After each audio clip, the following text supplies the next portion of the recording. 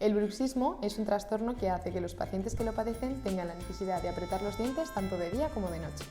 En ocasiones, los pacientes que tienen bruxismo pueden padecer dolores cervicales, craneofaciales, orofaciales, incluso dolor en los oídos o en los dientes.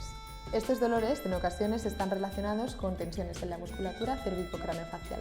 Muchos pacientes acuden a su dentista de confianza buscando soluciones al bruxismo. Esta solución es una férula de descarga, lo que evita el desgaste dental pero no quita el problema central.